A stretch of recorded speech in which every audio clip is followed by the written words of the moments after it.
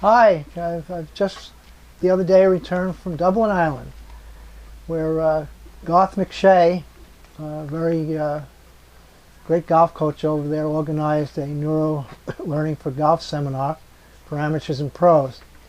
And we were very fortunate. The 4 days we were there were the four warmest days they have had all year, including the summer.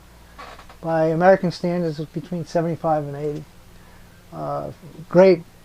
Dublin's a great city, and we spent an evening, a Sunday evening, with the amateurs, an indoor lecture, and then took 12 amateurs through a one-day learning and developing workshop, a neuro learning and developing workshop. And it would be self-serving for me to say everybody enjoyed it, but the emails afterwards have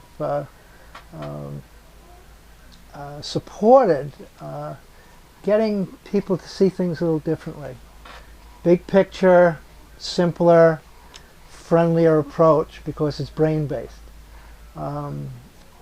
People are very busy in their lives doing a lot of things, including playing golf. And the point is, the brain is busy 24/7 helping us learn that stuff. So that was kind of the thrust of the amateur workshop. We started with the short game, worked to the medium game and the long game, all based mostly on what to do with the golf club, and it was very successful. The next 2 days we spent with professionals, some from Germany, some from Northern Ireland, from Ireland. There was another country in there, I can't quite think of it. And we had a great time. Karl was there. Karl, who now has over 15,000 people on his blog and website, spent some time at Smithtown about 15 years ago, and was very generous in his, say, evaluation of spending time back then and coming to the workshop. Karl is a very well-known coach in Ireland and considered an excellent coach, works with all levels of players, and his approach is about learning and how that you support learning. There's a little bit of a new concept, he told me, the idea of not trying to be overly consistent, that golf is a random game and that random training really becomes more valuable in trying to get something exactly right.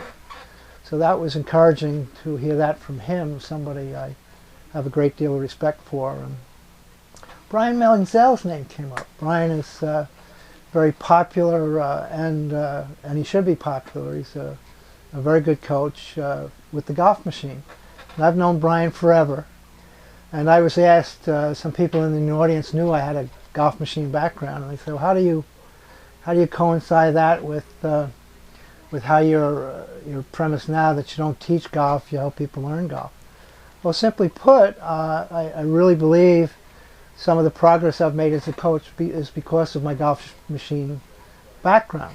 I don't coach in a teaching, fixing, detailed measurement way anymore, but because of my golf machine background, I think I have more tools in my bag than I would have without it. So I think Brian's doing a good job for people who want to use that approach. I honestly feel if golf machine coaches knew a bit about learning, their message would become stronger. And I say that with all the respect in the world I have for the golf machine coaches. But the brain's just not set up to hear that much information.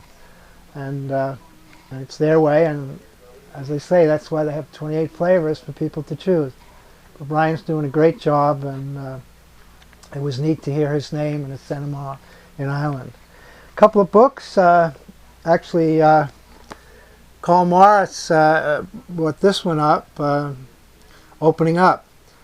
When I mentioned that brain research says that writing notes is more powerful than typing notes for long-term memory, he brought up this gentleman has had over 30 years of research, Dr. James Pennebaker, a PhD who has studied how the brain learns, and the power of writing notes is much more useful to long-term learning.